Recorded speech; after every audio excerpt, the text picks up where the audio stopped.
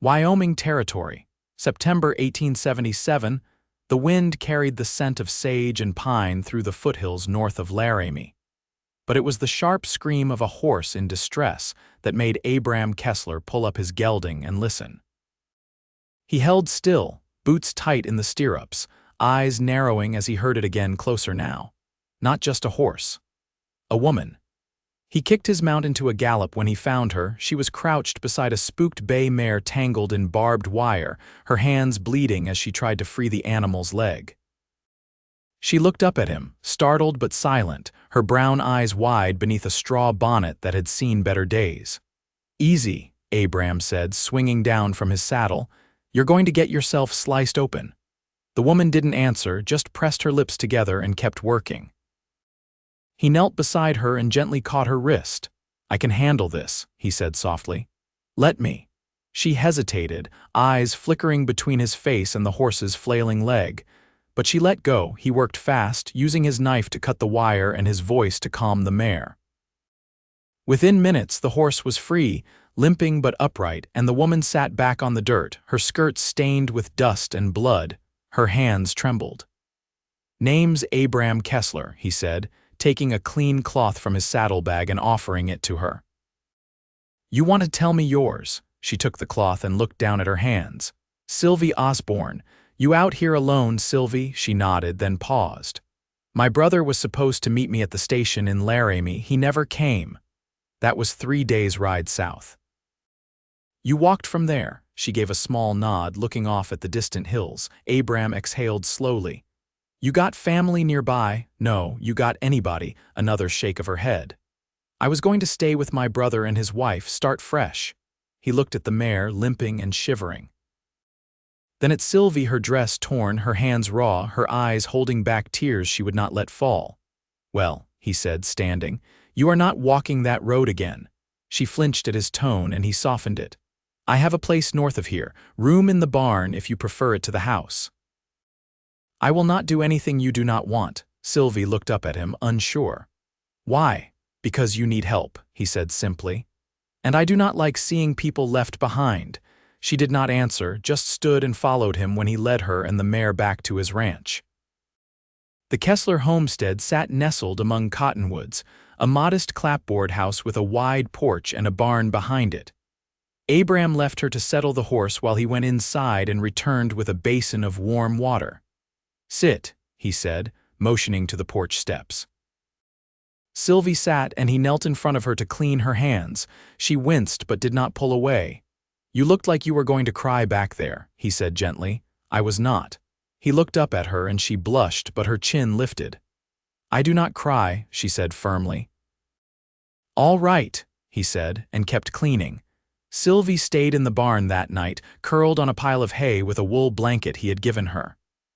The next morning she was up before dawn, sweeping the front porch and scrubbing her blood-stained dress at the pump. Abram watched from the corral where he was mending a fence. He did not interrupt. She was quiet, not shy exactly but careful. Like a bird that had learned not to trust an outstretched hand, people in town had said she was too timid for marriage. That she froze when men spoke to her and flinched when a door slammed too loud. That she would never be a wife, never be a mother, that she was too soft. Abram had heard the talk, but he had made his life ignoring other people's noise. He took his time. He did not ask questions she did not offer answers to. He did not push her to stay, but he made sure there was always a hot meal and a clean place by the fire. One evening, after 3 days of silence, she brought him a folded shirt. "You left this on the line," she said, holding it out. He took it from her hands, brushing her fingers lightly. "Thank you." She did not move. "You do not talk much," he said, not unkindly. "I was raised not to," he nodded. "And do you want to?" She looked at him, really looked for the first time. "Sometimes." Abram smiled, but only a little. "Then you can, when you are ready." On the 5th day, she met his eyes across the supper table and asked, "Why are you kind to me?" He set his fork down. "Because you deserve kindness," he said. "Same as anyone," she swallowed. "Even if I flinch when someone raises their voice?" "Yes. Even if I do not talk much or laugh or know how to be what people want." Yes, she looked at him for a long time. You are not like other men. I hope not, he said. The first time she touched him, it was a small thing. She set her hand on his sleeve after he came in from the cold, brushing snow from his coat. Stay a while, she said softly. Warm up. He did. Weeks passed, and Sylvie stayed. She began to hum when she worked.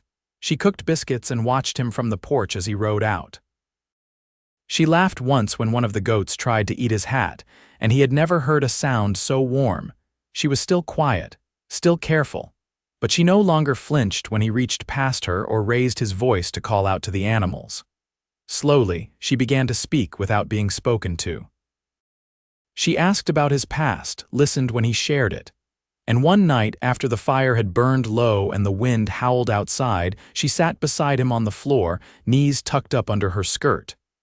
"You think I am broken?" she asked. He looked at her, his voice steady. "No one who survives what you have is broken." She leaned her shoulder against his arm. "I was told I would be alone forever," she said. "You are not alone now," he said. She looked up at him, eyes shining. "I am not afraid with you." He reached for her hand, and this time she held his. The first frost came quiet, crusting the fields with pale shimmer by morning and turning the pump handle brittle to the touch. Sylvie wrapped her shawl tighter, breath fogging as she carried a bucket of feed to the chickens. Her sleeves were too thin, her boots cracked at the sole, but she moved with calm purpose, as though the cold couldn't touch her if she didn't let it. Abram was splitting wood down by the shed, the sound of the axe even and sure. When she passed him, he didn't speak, just handed her a pair of wool-lined gloves without looking up. She wore them the rest of the day. At dusk, she found him in the cellar, checking the preserves. The lamp flickered against the stone walls, casting long shadows. She stood on the bottom step, holding a jar of pickled beets in both hands like it might break if she shifted wrong. "I'd like to help with supper," she said. He turned, brushing dust from his sleeve. "You don't have to." "I want to," he nodded once. "All right." They worked in the kitchen without speaking much, Sylvie peeling apples while Abram trimmed the roast. The rhythm was easy. He didn't correct her when the slices came uneven, didn't hover or fuss. Just let her move at her own speed like he always did. After they ate, she lingered at the table, her hands resting on the mug of chicory. The fire cracked low in the grate, and the lamp's glow softened the edges of the room. She looked across at him. "I used to sew for a mercantile in Independence," she said. "Didn't earn much, but I liked the quiet of it." He leaned back in his chair. "You still have your needlework?" "No, took only what I could carry when I left." He nodded, then rose and stepped into the next room. When he returned, he set a small wooden box in front of her. "Belonged to my ma. She passed before I came west. I kept it, but haven't touched it in years." Sylvie opened the lid slowly. Inside lay spools of thread, bone-handled scissors, and a worn pincushion shaped like a strawberry. Her fingers hovered over the contents. She kept it well. She mended everything by hand. "Could stitch a tear so fine you'd never see it." Sylvie closed the box gently. "I'd like to try." He gave a quiet nod. "It's yours if you want it." That night, by lantern light, she sat up near the hearth with a square of muslin and began to sew, her brow furrowed, mouth pressed tight in focus. Abram stayed nearby, whittling a piece of pine, neither speaking nor needing to. In the weeks that followed, the rhythm of the days settled deeper. Sylvie took to repairing the hem of his work shirts, darning socks with neat, careful stitches. She never asked permission, only left them folded on the table in the morning, the men's so precise they seemed new. One afternoon, as they loaded hay into the barn, she paused and looked up at him. "Did you ever think about marrying?" He set down the pitchfork. "I did, and figured I'd know when it was time." She watched him, eyes steady. "And you waited?" "I did." She nodded, then picked up the fork again. Later, she lingered at the doorway to the barn, watching the sun dip behind the ridge. Abram stood beside her, arms folded. The air held that dry bite that meant snow wasn't far. "My brother was always loud," she said suddenly. "Took up all the space in a room without trying. People liked him." Abram didn't interrupt. "He told me I was too soft for the world, that I'd never be chosen." She looked over at him. I don't know how to be different than I am. You don't need to be, he said. She looked down at her hands. I've never been kissed. He didn't move. I thought that might bother you. It doesn't. She turned her face toward his, the last of the light catching in her eyes. I think I'd like you to. He stepped closer, slow and steady, and let his hand settle lightly at her waist. She didn't flinch. When he kissed her, it was gentle, not rushed. She pressed in, soft and sure, and when they stepped apart, she didn't look away. Later, as she folded a quilt across the settee, she spoke again. I don't want to leave. You don't have to, he said. She smiled, not shy, not uncertain, but with the quiet confidence of someone who had stopped waiting for permission to want what she wanted. I'd like to stay for good, she said. Abram crossed the room and took her hand. Then stay, he said, his voice low. And let's make this life yours too. By late November, snow had begun to settle in the gullies and folds of the hills, clinging to the branches like lace. Sylvie kept the fire going from morning until night, tending it with practiced hands. The warmth inside the house was steady, but the world beyond the windows had turned quiet and white. Abram came in from the barn one evening with his coat dusted in snow and the cuffs of his trousers stiff with ice. Sylvie was kneading dough at the table, the sleeves of her blouse rolled above her elbows and flour streaked across the side of her hand. She glanced up, brushing a strand of hair behind her ear. I thought you might have stayed out for supper, she said. There's a calf breechin'. I'll check her again before midnight. She wiped her hands on a cloth and crossed to the stove. There's stew left. Sit. I'll bring it. He eased into the chair she always left pulled out for him, his shoulders sagging with the weight of the day. She set the bowl down, then hesitated before moving away. You said your ma taught you to mend, she said quietly. Did she teach you to cook? He shook his head, lifting the spoon. That was my sister, before she married and went east. Sylvie nodded, her hands resting at the edge of the table. Do you write to her? Not in some years. She took to city life more than I expected. She leaned against the counter, watching the fire dance in the stove. I had a friend in Independence who ran a rooming house. She used to say the cold shows you who you really are. And what's it show you? That I'm tired of surviving, she said simply. I want to live. He looked at her for a long moment before setting the spoon down. You are. She crossed the room slowly, then sat across from him. I've been thinking, she said. About planting in spring. I'd like to try potatoes, maybe onions. I'll show you where the soil's best. And I was wondering, she added, voice low, if I could have a corner of the shed for sowing if you don't need all of it. He smiled, leaning back. It's yours. She reached for the bowl, lifting it to carry it back to the stove.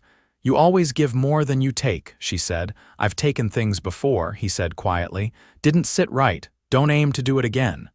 Sylvie looked down at the bowl in her hands.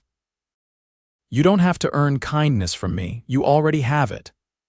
The next day, she found an old table in the loft, half covered in burlap sacks. With Abram's help, she cleared a space in the shed. He repaired the window so the light would fall across the table, and she brought out her mother's thimble, the only thing she'd kept wrapped in muslin at the bottom of her satchel. In the afternoons, she stitched muslin scraps into squares, then squares into strips, slowly forming something real and of her own making. Abram came by sometimes to ask if she needed anything, but mostly he left her to it. One morning, she found a wooden chair beside her table, the seat newly caned. She ran her hand over the weave, then stepped inside to find him oiling a saddle at the hearth. You fixed the chair. I did. You didn't say. Didn't need to. She set her hand on his shoulder. I see what you do. Even when you don't speak of it. He caught her hand in his, gentle, and I see you. She didn't pull away. The snow deepened in December and the nights stretched long. They read by lamplight, Abram's voice low over the pages of a borrowed almanac. Sylvie made a meat pie from what they had left in the cellar, and they ate it slowly, speaking little. One evening, as the wind howled against the eaves, she stepped into the doorway of his room. I don't want to sleep out there tonight, she said, her voice steady. I want to be beside you. He stood without a word, crossed the room, and reached for her hand. Not because you owe me anything, he asked. She shook her head. Because I love you. His eyes didn't widen, didn't shift. He just held her hand tighter. Then stay, he said.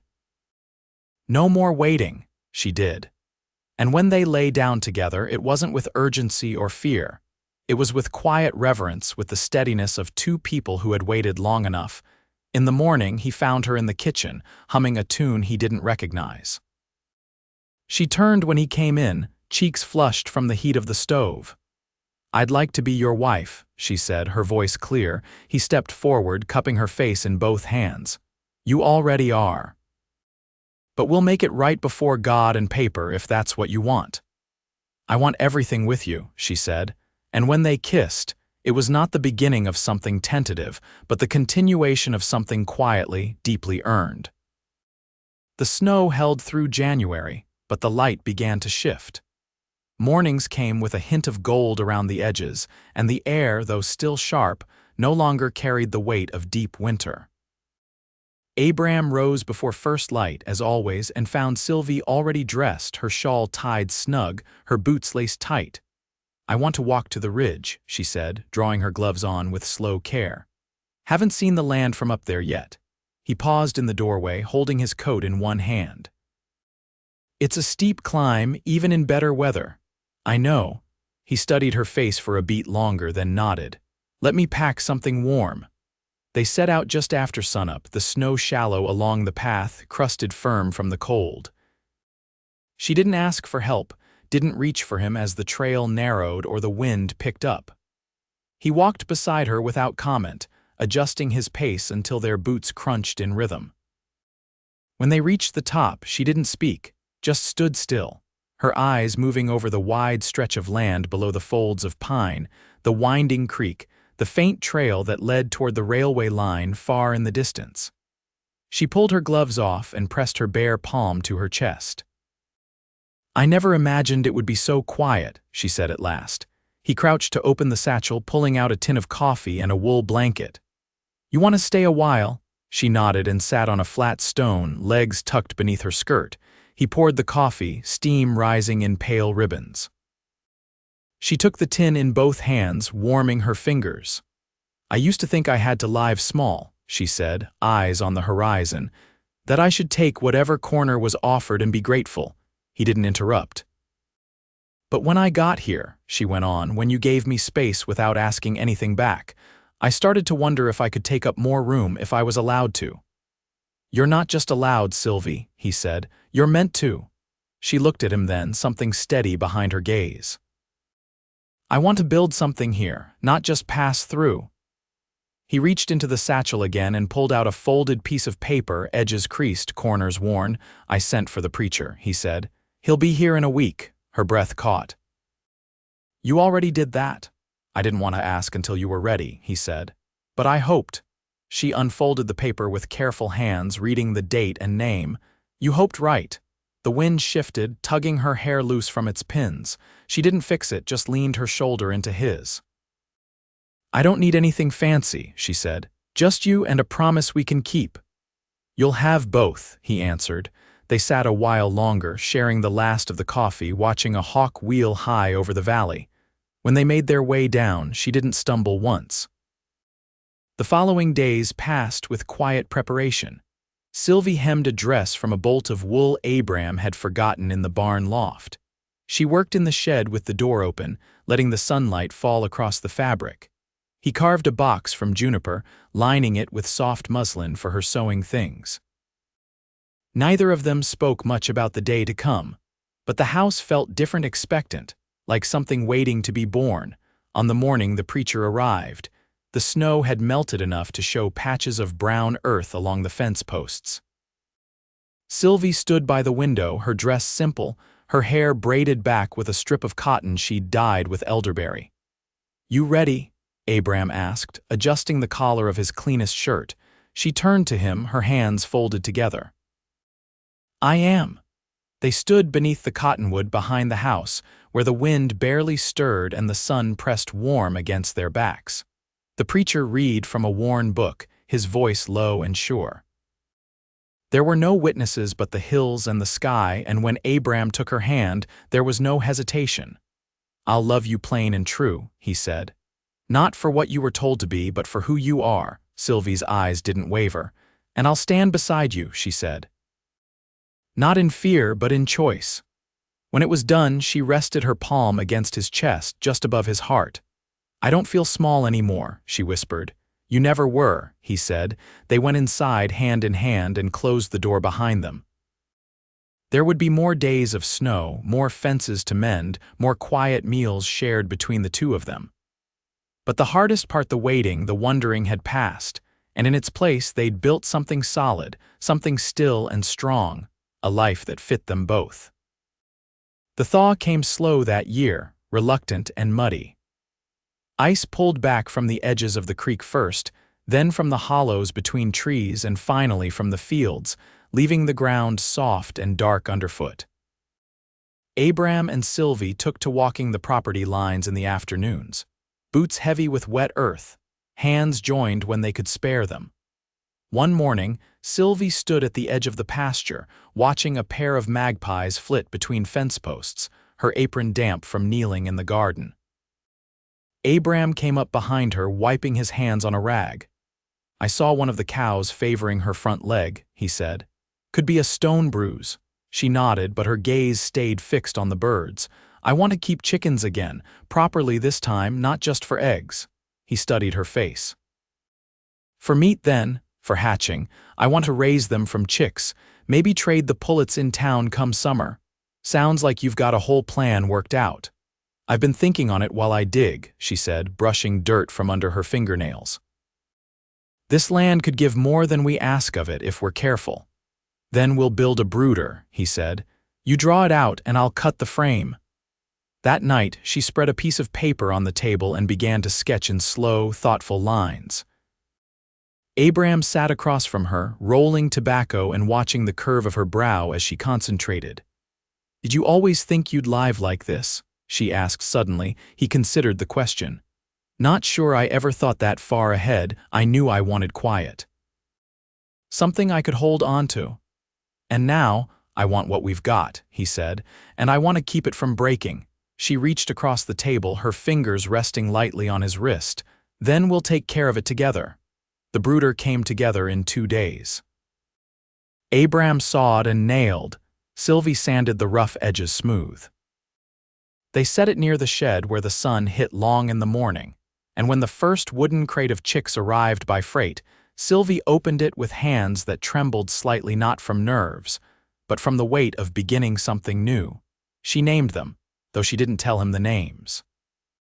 Just whispered them as she moved among them, feeding, watering, checking their feathers.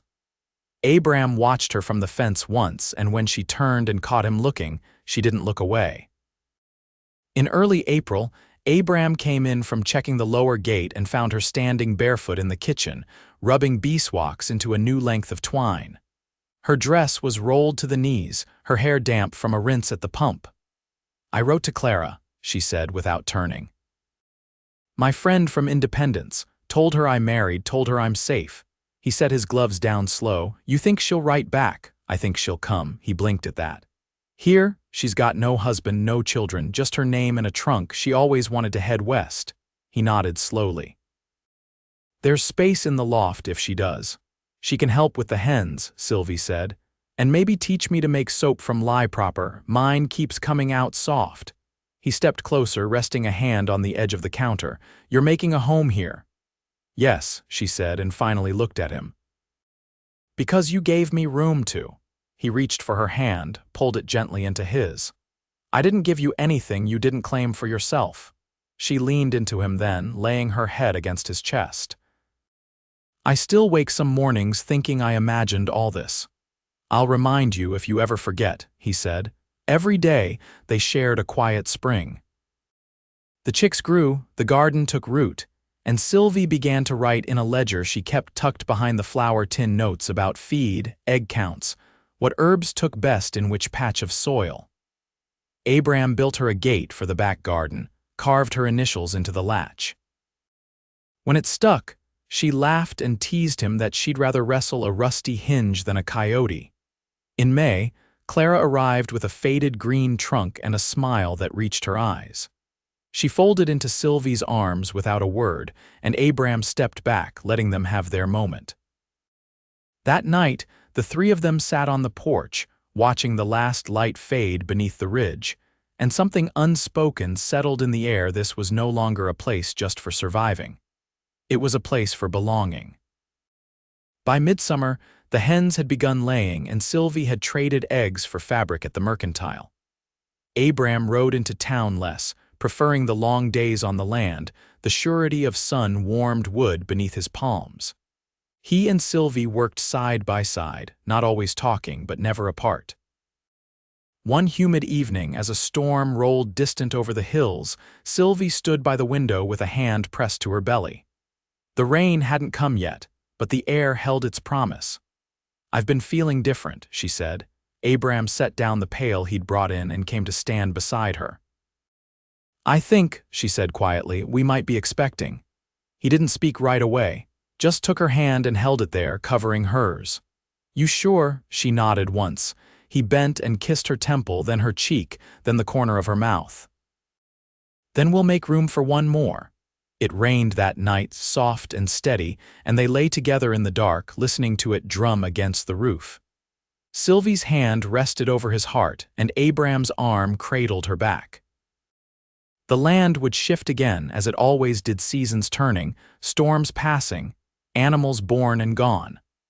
But something in both of them had settled for good.